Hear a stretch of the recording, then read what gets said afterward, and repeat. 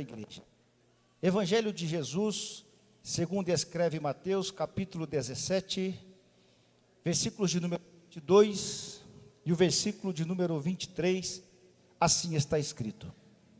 Ora, achando-se eles na Galileia, disse-lhe Jesus: o Filho do homem será entregue nas mãos dos homens, matá-lo-ão, e ao terceiro dia ressuscitará.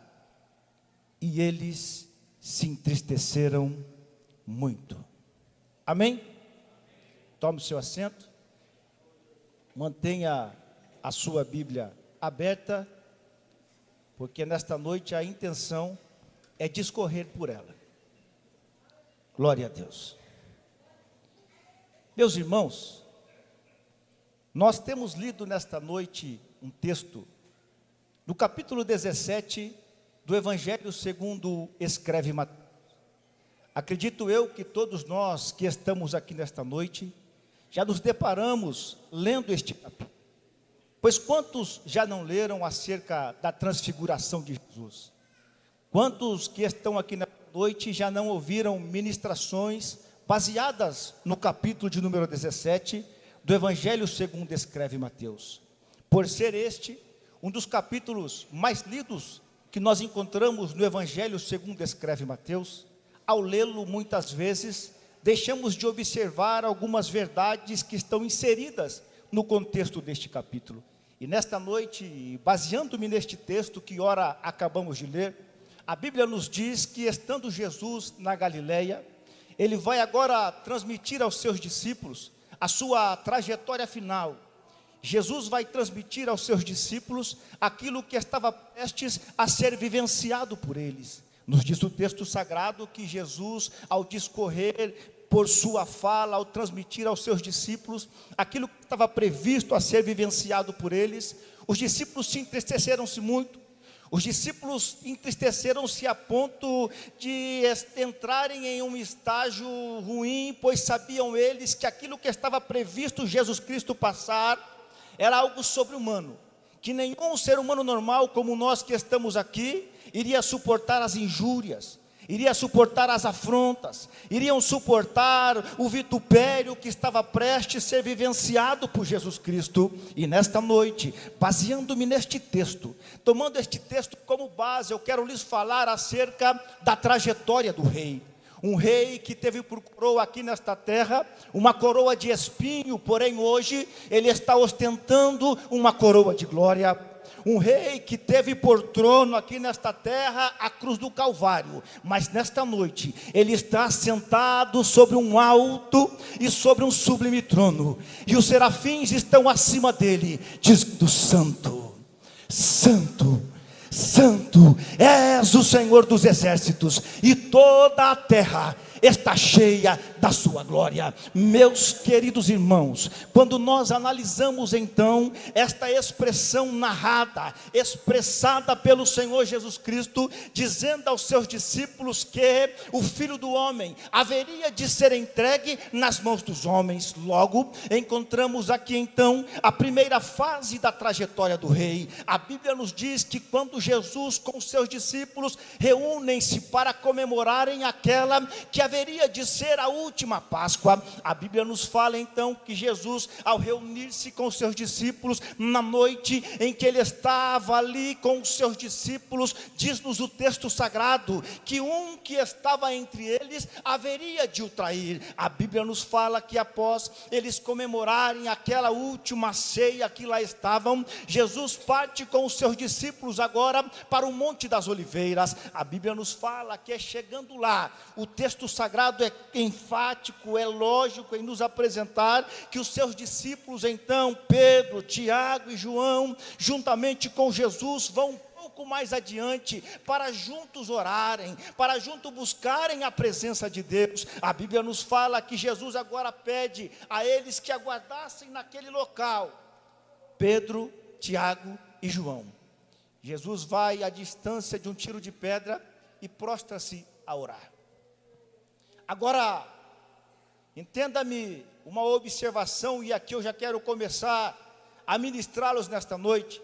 quando Jesus ele se afasta dos discípulos que haviam ficado orando, Jesus chega a uma situação tão difícil, que o texto vai nos dizer que em dado momento ele passa a suar grandes gotas de sangue. Tal era a aflição que caía, que sobrevinha sobre Jesus, que Lucas vai ser enfático em dizer que Deus Pai envia um anjo para que o confortasse, para que o consolasse. Tamanha era a aflição que estava sendo vivenciada por Jesus. Jesus sabia aquilo que estava prestes a ser vivenciado por ele.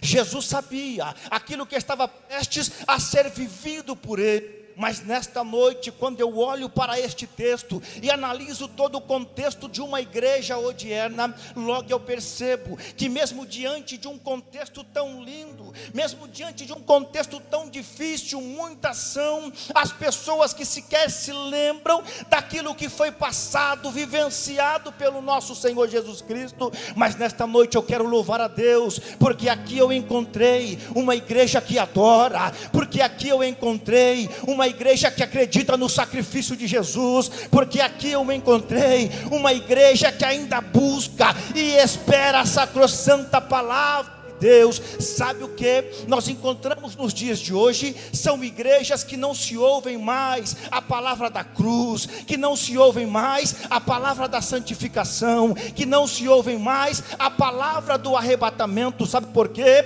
Porque são palavras que nos confrontam, são palavras que nos confrontam, e nós como seres humanos não gostamos de ser confrontados. Agora, quando eu olho para este texto e vejo Cristo, o Filho do Deus vivo, prostrado em terra, orando, dizendo: meu Deus, se possível for, passa de mim este cálice, mas todavia não seja feita a minha vontade, mas a vontade do Senhor. Quando eu olho para esta oração feita por Jesus Cristo, eu entendo que cabe a nós que estamos aqui aceitar a vontade de Deus. Sabe por quê eu lhes falo dessa maneira? É porque muitas vezes nós encontramos igrejas que querem apenas que o seu bel prazer aconteça, se concretize. Muitas vezes se esquecem que existe um Deus que está muito além daquilo que nós podemos imaginar, e este Deus olhou para nós com um olhar de misericórdia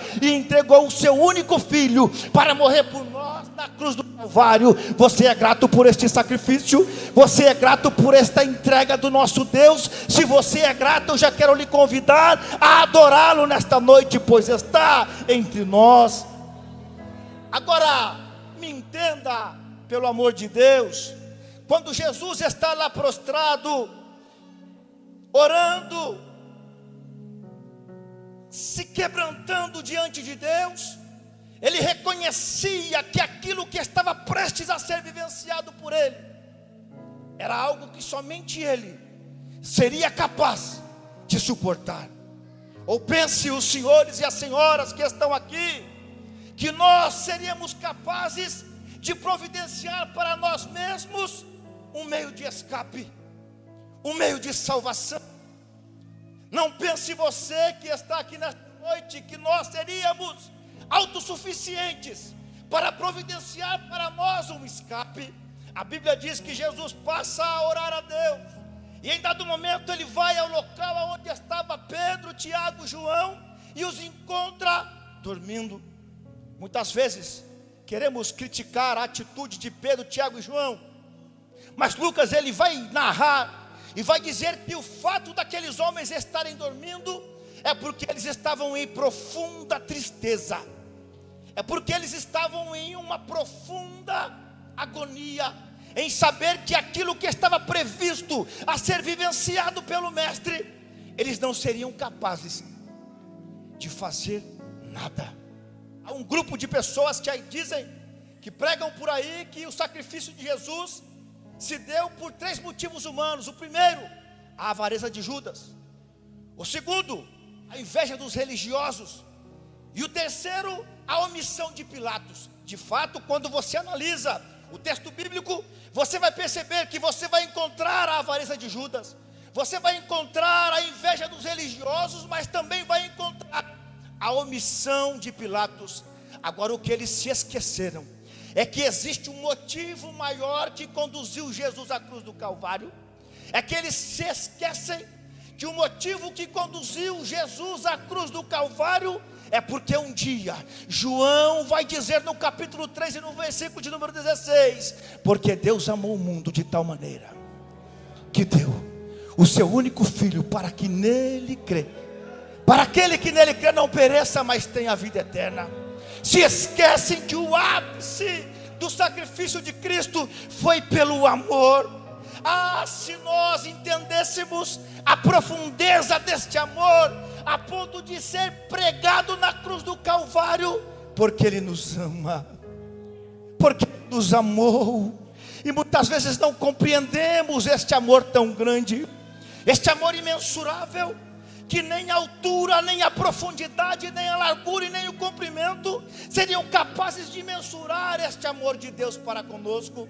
A Bíblia diz então que quando Jesus chega à presença de Pedro, Tiago e João e os encontra dormindo, Jesus os acorda. O texto nos fala que em dado momento aproxima-se do Monte das Oliveiras, mais precisamente do jardim do Getsêmani. Judas, os religiosos da época, os soldados do sumo sacerdote, com a pretensão de prendê-lo. Todos nós conhecemos a história. Os 4 evangelistas vão narrá-la de forma precisa.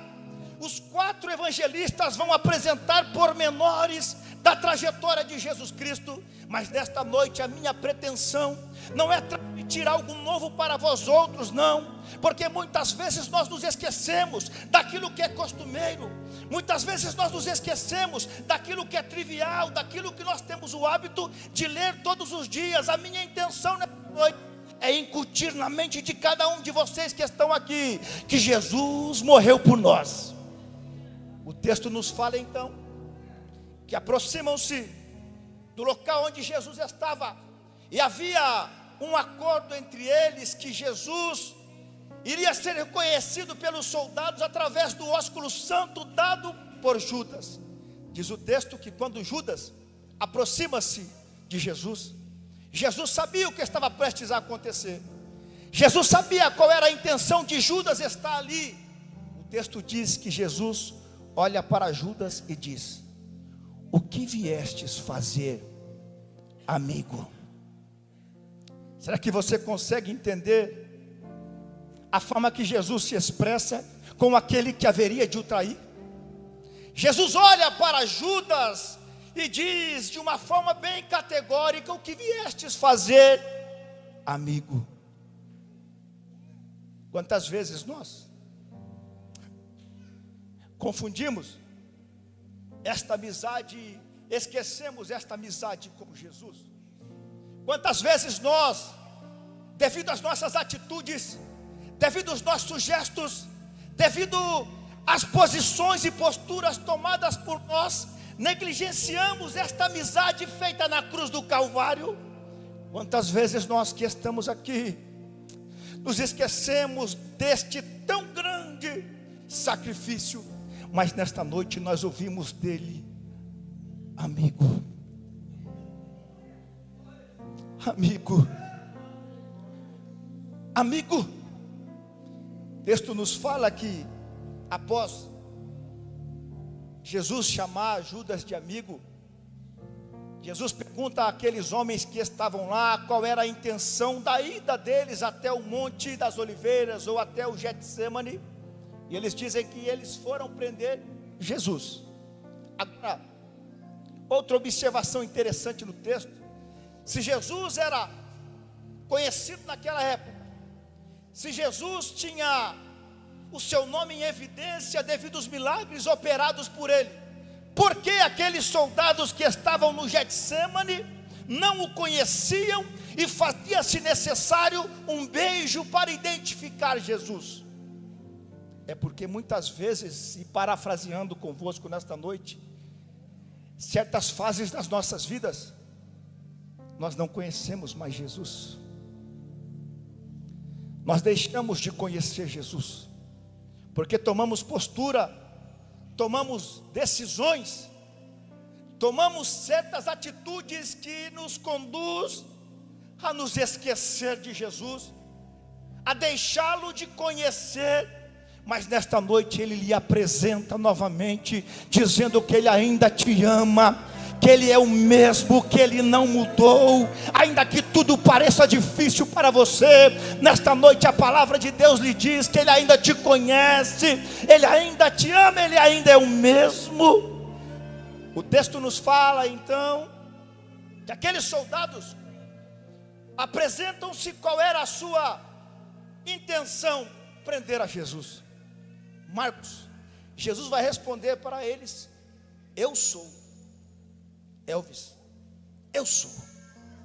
Pastor Juliano, o texto nos fala que quando Jesus profere esta palavra a Alexandre, dizendo que eu sou, aqueles soldados que estavam com a intenção de prender Jesus, não puderam se conter em pé, e o texto diz que eles caíram por terra, porque o eu sou é dono de todo o poder.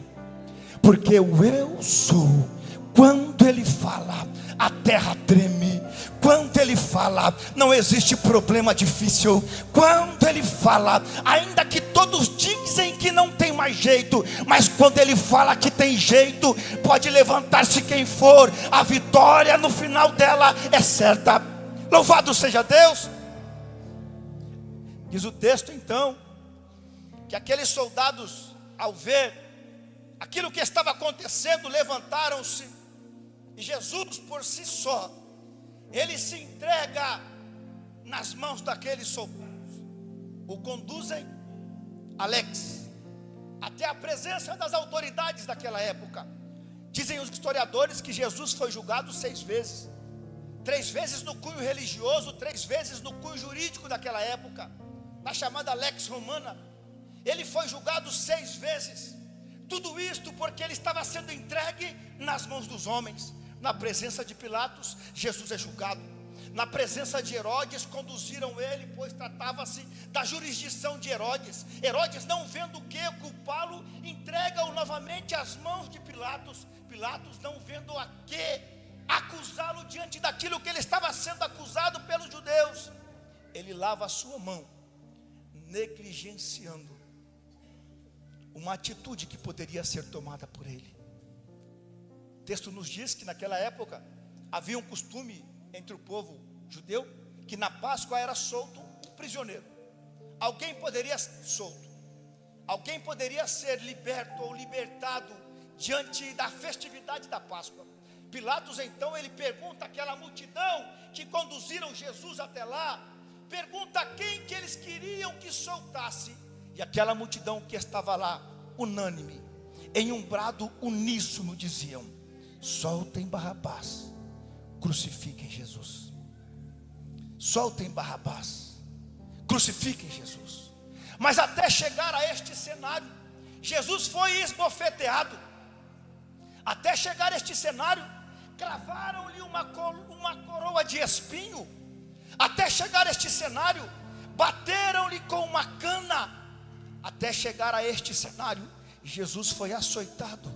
Até chegar a este cenário, Jesus padeceu por situações que nenhum de nós que estamos aqui merecíamos que Ele passasse por nós.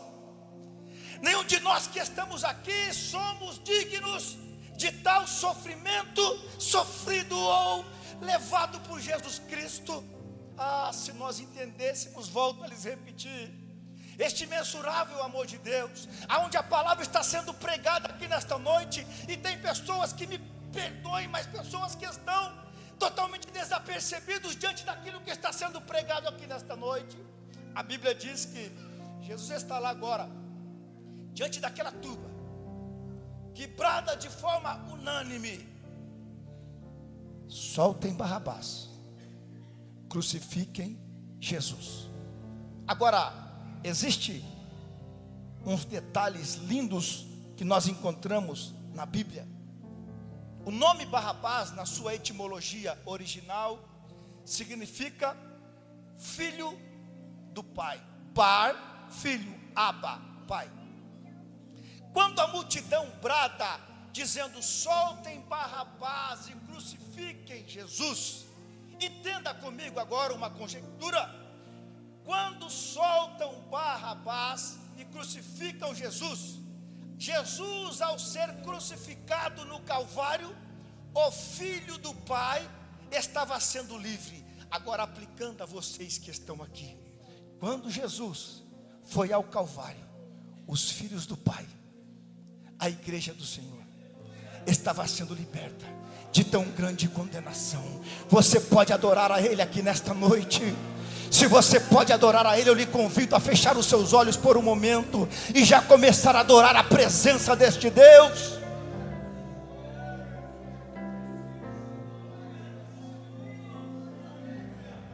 Aleluia! Eu vou deixar você adorar a Ele por um momento. Eu vou deixar você se recordar daquilo que Ele padeceu por nós. Aleluia!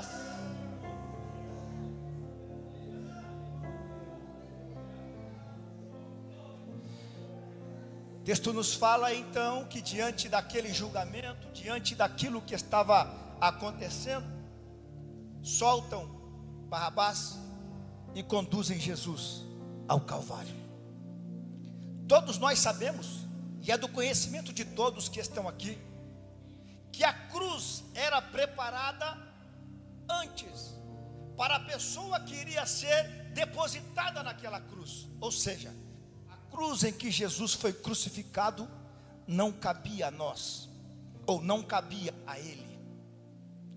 Levam Jesus até o Calvário, até o monte chamado Gólgota. Depositam Jesus sobre aquela cruz, cravam-lhe as suas mãos esquerda, cravam-lhe a sua mão direita, cravam-lhe os seus pés. Dizem os historiadores que aquela cruz estava no chão deitada. Havia um buraco que havia sido cavado para que esta cruz fosse depositada naquele buraco. Imaginem vocês quando levantam aquela cruz e a depositam naquele buraco. Qual não foi o impacto sofrido nas mãos e nos pés de Jesus? Tudo isso para que hoje eu e você estivéssemos aqui. Tudo isso para que hoje eu e você pudéssemos estar participando desta ceia que está posta aqui. Tudo isso para que hoje eu e você pudéssemos dizer que Ele é santo, santo, santo. Aleluia! A primeira fase da trajetória do rei estava sendo cumprida. Ele foi entregue às mãos dos homens. Inicia-se agora então a segunda fase da trajetória do rei. O rei seria morto, Adailton. Imaginem vocês aquela cena cruenta, aquela cena que Lucas vai dizer que as pessoas que passavam de fronte ou de frente aquela cruz batiam no peito ao ver aquele cenário estampado aonde Jesus estava depositado naquela cruz. Era um cenário cruento. Lucas vai chamar este cenário de espetáculo, pois aquilo tratava-se de um dos piores meios de levar alguém à morte, a não ser a crucificação. Jesus estava lá, e o texto bíblico, ou o apóstolo João, no seu evangelho, vai escrever que Jesus profere 7 palavras, as conhecidas 7 palavras da cruz, irmão Paulinho. E a última palavra proferida por Jesus, dita nesta noite pelo pastor Juliano, Jesus, no final daquele sofrimento, ele vai dizer: Alex, Pai, nas tuas mãos eu entrego o meu espírito, está consumado. A cédula que nos era contrária, pastor Edson, havia sido cravada na cruz. A cédula que cabia a nós ser paga, estava sendo paga pelo meigo nazareno, que como ovelha muda foi levada ao matadouro, Oséias, como alguém que não tinha beleza alguma, formosura alguma para que o desejássemos, estava sendo levado à cruz do Calvário. E quando ele diz: está consumado, ele brada em alto e bom som: tetelestai. O preço foi pago. O preço foi pago. Você não está entendendo? O preço foi pago. O preço foi pago. O preço já foi pago. O preço já foi pago por nós. A nossa dívida já foi quitada na cruz do Calvário. Portanto, eu e você temos motivos de sobra para adorá-lo nesta noite. Portanto, eu e você, Gresley, temos motivos de sobra para render louvores a Ele.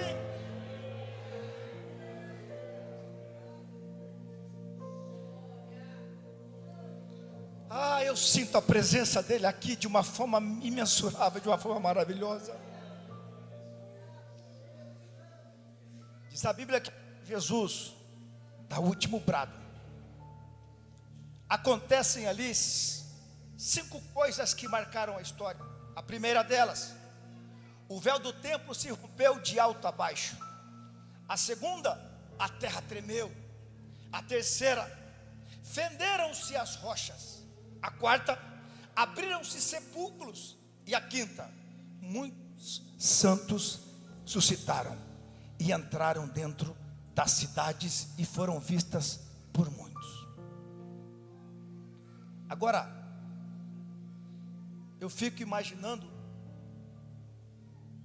qual foi a cena daquele dia, daquele fatídico dia, aonde Jesus estava sendo crucificado. Eu fico imaginando como encontravam-se os apóstolos ao verem todo aquele cenário. Como encontravam-se as pessoas que viam aquilo que estava acontecendo.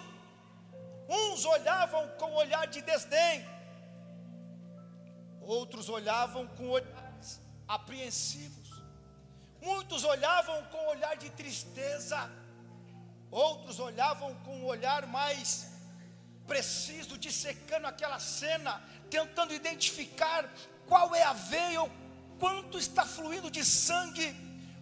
Eu acredito que muitos olhavam desta forma. Agora, a pergunta que ecoa, que retumba aqui nesta noite: como que eu e você estamos olhando para esta cena? Muitas vezes queremos embelezá-la, muitas vezes queremos pintá-la como uma cena difícil. Mas como eu e você estamos olhando para esta cena nesta noite? Será que esta cena ainda tem efeito na sua vida? Será que isso ainda mexe contigo? Será que isso ainda desperta em você um senso de santidade e buscar a presença dEle? Ou será que isto já não desperta mais nada em você? É difícil de glorificarmos nesta noite, porque nos confronta. Nos confronta. E qual ser humano gosta de ser confrontado? Diz o texto: e retiram o corpo de Jesus da cruz,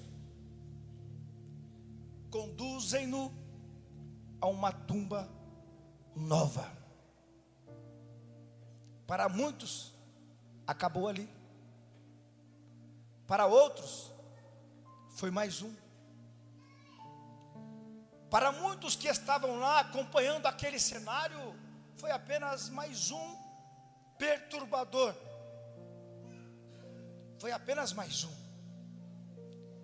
Mas para você, quem é Ele?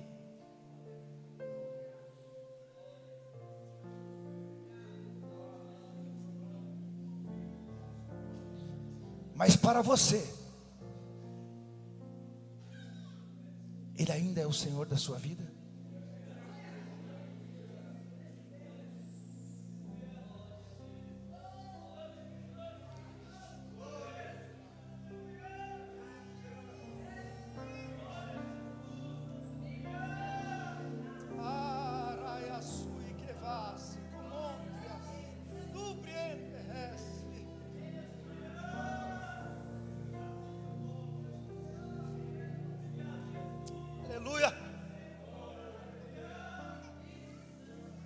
levam Jesus para um sepulcro vazio. A segunda fase da trajetória do rei havia se findado. Agora, Jesus, antes de tudo isto acontecer, ele havia falado aos seus discípulos que ao terceiro dia ele haveria de ressuscitar. Diz o texto sagrado que passa sexta, sábado, domingo pela manhã, as mulheres vão até a presença do local onde Cristo estava depositado, e elas vinham falando consigo: quem poderá remover a pedra? Quem poderá tirar aquela pedra? Dizem os historiadores que eram necessários alguns homens para remover aquela pedra. E como duas mulheres poderiam tirar uma pedra que estava depositada à frente do sepulcro? Era algo difícil na concepção delas, e de fato o era. Era algo complicado, de fato o era. Mas para a surpresa delas, quando elas chegam lá, a pedra estava removida. A pedra estava fora do lugar. A pedra já havia sido tirada. E elas, diante daquilo, observam dentro do sepulcro e observam que Jesus não estava mais lá. Na concepção delas, o corpo de Cristo havia sido roubado. Preste atenção, pelo amor de Deus, porque aqui trata-se de palavras de vida eterna. O corpo de Cristo não estava mais lá, e elas observam e vêem dois anjos que lá estavam. E eles fazem uma pergunta que ecoa até o dia de hoje. E que pergunta é esta? Eles perguntam àquelas mulheres: mulheres, por quê? Por que procuram o vivente entre os mortos? Não, você não entendeu. Por que vocês estão procurando o que vive entre os mortos? Ele não está mais aqui. Ele já ressuscitou. Tratava-se da manhã do terceiro dia. Jesus Cristo havia ressuscitado. A morte não venceu o meu Jesus. A cruz não venceu Jesus Cristo. Aquele já era o terceiro dia. Ele não está mais lá. O próprio Jesus vai dizer no livro do Apocalipse a João: ei João, eu sou aquele que foi morto, mas hoje vivo, e vivo para todo sempre. E eu tenho uma notícia para lhe dizer: ele está caminhando entre nós. Está entre nós e só não sentiu ele aqui. Quem está desligado nesta noite? Em dado momento de todo o desenrolar daquela situação, Maria, ela vê alguém em pé à sua frente, e ela chega a indagar, achando que era o hortelão: aonde depositaram o corpo do nosso mestre? Aí Maria, ela ouve a seguinte palavra: Maria, Maria.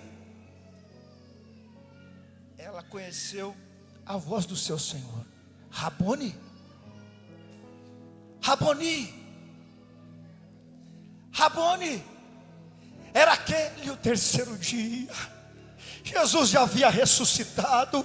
A trajetória do rei, a terceira fase estava se cumprindo. Jesus havia ressuscitado. Lucas vai dizer no capítulo 24 do seu evangelho que haviam dois homens descendo no caminho de Emaús, e eles iam conversando, eles iam falando entre si, iam dialogando acerca de tudo o que havia acontecido em Jerusalém. Em dado momento da descida, indo a Emaús, aproximam-se deles uma terceira pessoa, e eles perguntam: você não ficou sabendo o que aconteceu em Jerusalém? Você não ficou sabendo tudo quanto aconteceu em Jerusalém? E Lucas faz questão de dizer que era aquele o terceiro dia. Quando chegam no local aonde eles iriam, eles convidam para que aquela terceira pessoa entrasse com eles e ali participasse, ou que pernoitasse com eles ali. E diz a Bíblia Sagrada, Lucas é bem claro em dizer que quando ele, a terceira pessoa,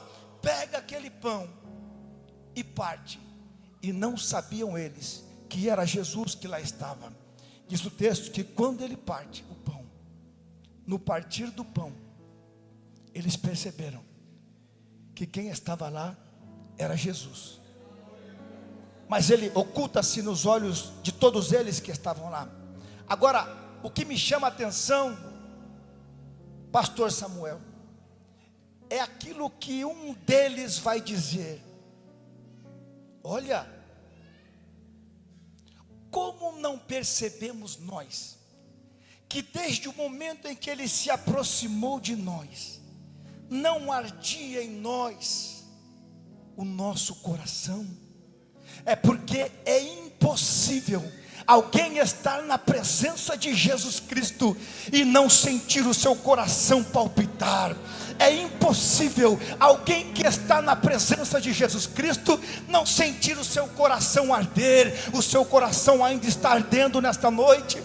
O seu coração ainda está palpitando nesta noite, porque nós estamos na presença daquele que venceu a morte. Nós estamos na presença daquele que venceu a cruz. Nós estamos na presença daquele que venceu o pecado. Nós estamos na presença daquele que disse: todo o poder foi me dado nos céus e também na terra. Nós estamos na presença daquele que um dia morreu por nós na cruz do Calvário, para que hoje nós pudéssemos estar aqui dizendo que Ele é santo. Se você pode dizer que Ele é santo, eu lhe convido, diga que Ele é santo, santo, santo, santo.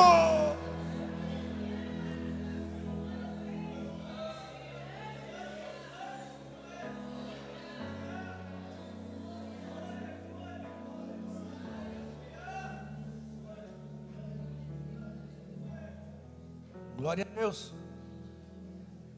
Agora,